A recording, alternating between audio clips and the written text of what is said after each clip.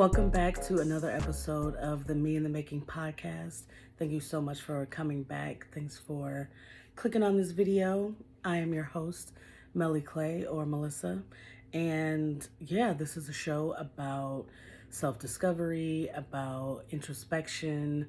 Sometimes I have guests on and we speak about, their life's journey, basically, who they thought they were going to be when they were a child, who they are now, and what has been the journey of their life as they have, come to this point in their life. What have they been learning recently? And sometimes I'll have solo episodes like this episode where I kind of talk about some things about my life where I've, learned different things about myself. And yeah, I just like to come on here and talk and thank you all for listening and joining in. This is season 3. So if you're unfamiliar with this show, there are 2 previous seasons that are on my website or wherever you get your podcasts. My website is makingmepod.com. And yeah, all those episodes are guests. I have guests on the show. And yeah, we go through and I've had some really cool guests on there. I've had some friends of mine, just loved ones who have been in my life for several years, and I wanted you all to hear their stories. Some of them might be making a return in this season as we kind of get an update on their lives and what they've been going through, things that they've been learning, because it's all a process. If you are not learning and growing, you're stagnant. And that's something that I think we should want to avoid. We should always be growing. And I know that change is difficult for a lot of people. I really do enjoy change, but I feel like the older I get, the more I'm like, well, I'm okay if things kind of stay the same, but I do understand the importance of change. So this show kind of celebrates that and we dig into it. So this week, I wanted to talk to you all about some things that I've been learning about myself when it comes to different mediums that I consume. So, I used to go to the movies heavy. Like, I would go to the movie theater a lot. In high school, there was a movie theater that was right across the street from my school, basically. Like, my friends and I would go over there, watch random movies that were showing at 3 p.m. after school let out. And in college I would go to movies a lot. There was one theater that had like $5 movies, and it was just really cool to go over there, just consume a lot of movies, watch these stories that were unfolding in the length of a movie. And back then movies were under 2 hours, and it was really nice. And, sometimes I would pay for one movie and then sneak in to another movie after that movie ended. And because it's like, why buy another ticket? But I understand why you need to buy another ticket, obviously. But in high school and college, and sometimes after college, why pay for that? So sometimes I would watch 2-3 movies in a day and just consume a lot of movies, and it was amazing. And something that I have been noticing recently in the past several years is that I really haven't been watching movies as much as I used to. Something that my friends and I would do in like 2011, 2012. Wow, that over 10 years ago at this point. But AMC, I think they still have it. I think they brought it back, but the theater chain AMC would have this program the Saturday before the Oscars. They would show all of the Best Picture movies that had been nominated. They would show all those movies on that Saturday in a movie marathon. And there would be like 9 or 10 movies that they nominated. And some of my friends and I would go and watch all of these movies. And it was just a lot of fun, an amazing experience. I have never run a marathon, but it felt like running a marathon. And, no shade to people who have run a marathon.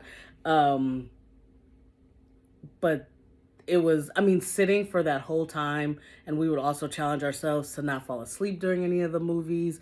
And yeah, we would sit there and consume all of these movies, and it was a ton of fun.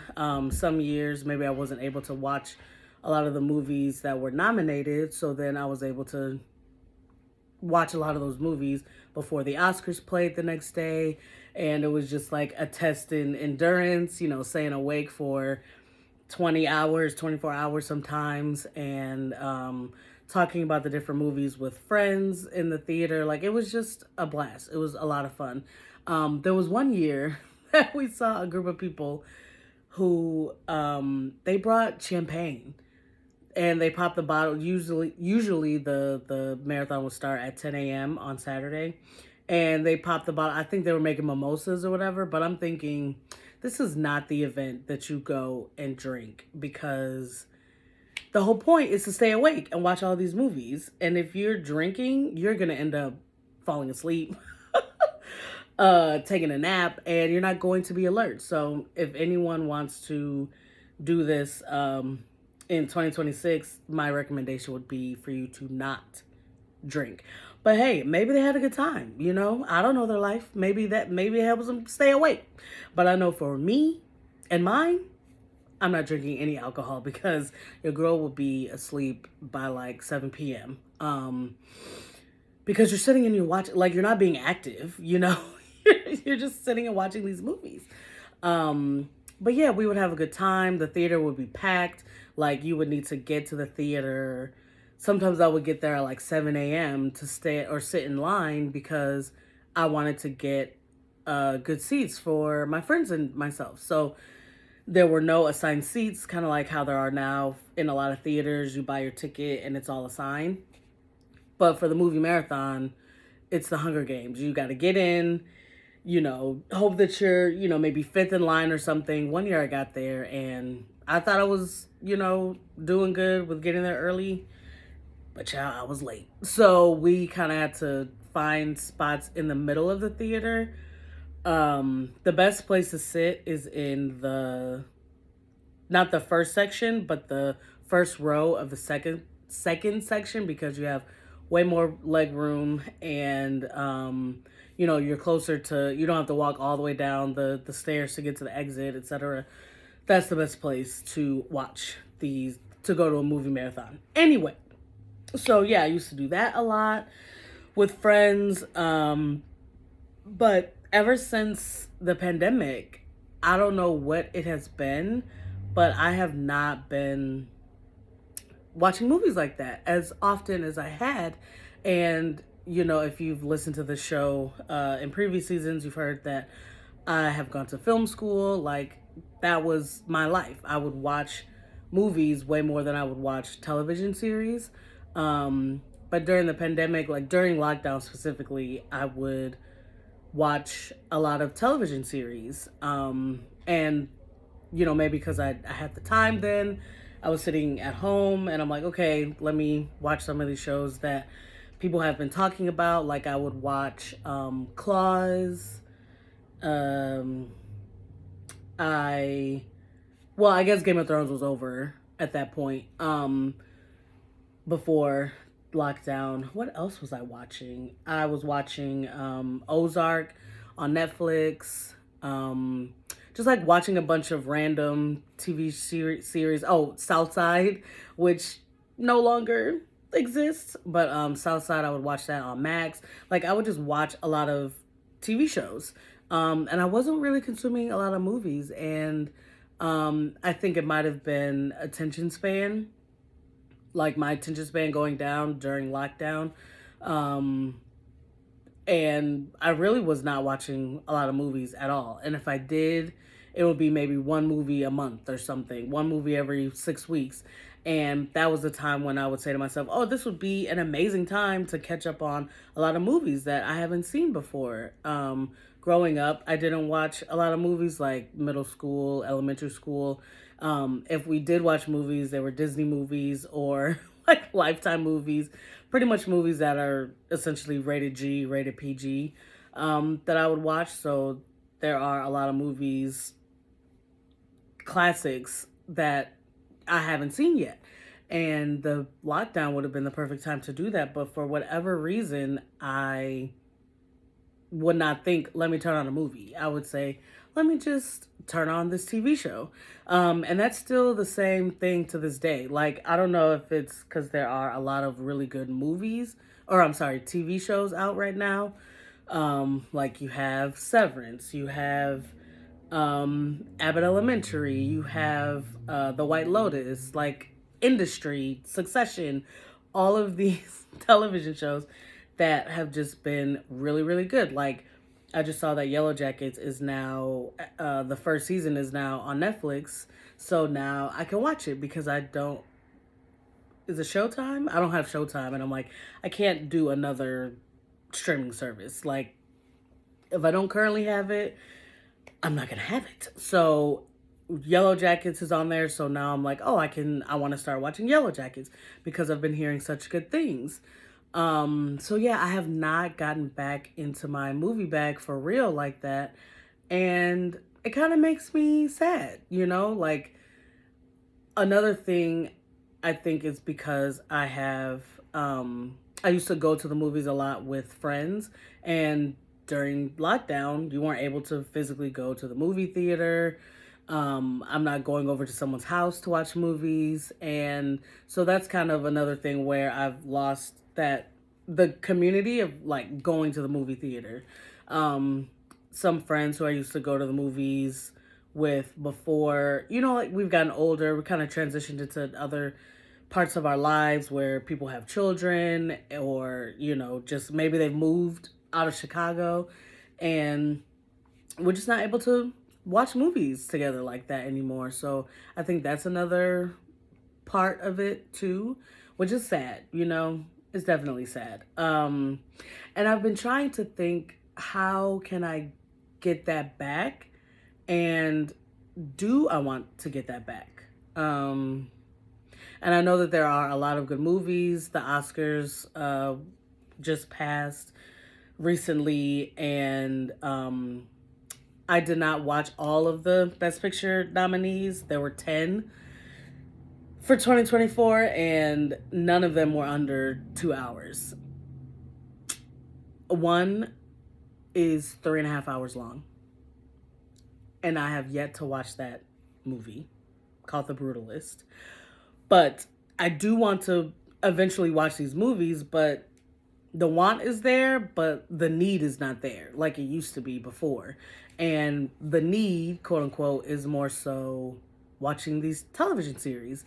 It seems like more people are tapping into these TV shows versus watching these movies. I think that's another thing. And maybe I'm in an echo chamber on social media, but it seems like the people who I follow, or I happen to come across their social media posts, those people are talking about these TV shows that I'm watching. And I don't really see them talking a lot about the movies that they're watching. Maybe they are watching the movies, but they aren't discussing them online. So I think that's another thing. We used to be a little more monocultured when it comes to we're watching these movies, like with the Marvel movies, or the Lord of the Ring movies, Fast and Furious, etc. Everyone used to go to all these movies, so everyone was talking about these movies. But it seems like we're a little more disjointed now when it comes to pop culture. Are people watching more movies, or they're watching TV shows? The people that I'm coming across, they're more so watching these TV shows. So that's another thing that is fun for me, to talk about these TV shows. And like reality show, I pretty much watch dating reality shows like Love is Blind, or The Ultimatum. I haven't watched the last season of The Ultimatum. And like I was watching Love Island this past season with US, with Serena and Cordell. So and The Traitors that is going on. Like, people are talking about these shows, and I want to talk about them with these other people.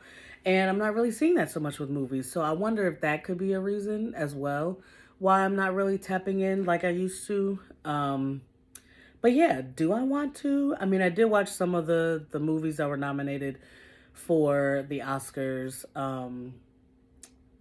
Coleman Domingo was nominated for Sing Sing as Best Actor, and that movie was so good, but it wasn't nominated for Best Picture. So hopefully people watch that movie. I definitely recommend it. It is about these men who are incarcerated in the Sing Sing prison, and it's about the rehabilitation through arts program, the RTA program that was founded in that prison. And these men are able to act and create, either create these plays or act with plays that already exist, like maybe they're doing Shakespeare or some play like that. And it's about how they're navigating their feelings, emotions, everything, and they're able to express those things through the RTA program. So, anyway, that's just a brief little synopsis. I don't want to give too much away, but that movie was really good. It was beautiful. I feel like it was really inspirational and transformative, but they didn't nominate it for Best Picture. So there's that.